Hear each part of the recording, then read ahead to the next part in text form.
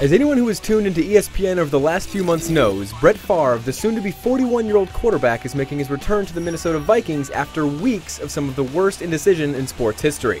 If you're a Vikings fan, there's little doubt that you're praying that Favre has some lead left in his pencil despite his uneven performance to start this season.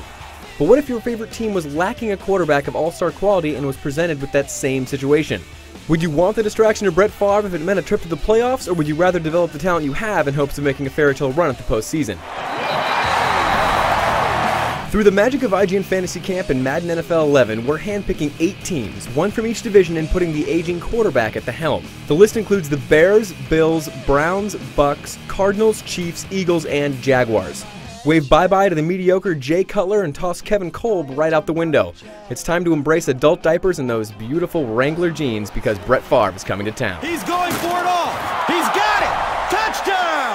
The single largest improvement was enjoyed by the Tampa Bay Buccaneers, who could only win a single game with Josh Freeman commanding the troops. The former Kansas State star only managed a 54.9 passer rating with 9 touchdowns and an incredibly disappointing 21 interceptions. Things got much better for Bucs fans once Favre got under center. The team improved to 8-8 as Brett passed for more than 3,000 yards and logged 18 touchdowns with 11 picks. They still missed the playoffs, but the improvement was undeniable.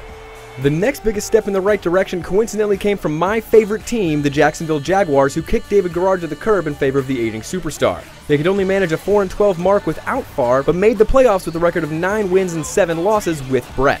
Oddly enough, though, the 41-year-old gunslinger had little to do with their success. Favre went interception happy with the Jags and handed the other team the rock 15 times, but only finding the end zone on 14 occasions. It's picked off! I guess his gusto in the locker room and overall team spirit spurred the team to victory. On the flip side, the Bears were actually better without Favre, going 7-9 with Jay Cutler and 6-10 with Brett, despite the younger of the two throwing twice as many interceptions with a total of 20. Other teams like the Chiefs and Browns retained identical records, though the Chiefs were able to make it a bit deeper into the playoffs. Oh, and as for the Minnesota Vikings, the team that has Brett in real life, according to Madden, they're supposed to make it into the playoffs this year with a record of 10-6, but will lose to the 49ers in the first round. Tavares Jackson didn't fare as well and never made it to the playoffs in any of our 8 simulated seasons with the Favre-less Vikes. In other words, be thankful for the dinosaur you've got, Vikings fans, and pray that he doesn't break his ankle in Week 4. After all, this could be his last hurrah. Again. So after hearing those results, has your opinion of Brett changed at all?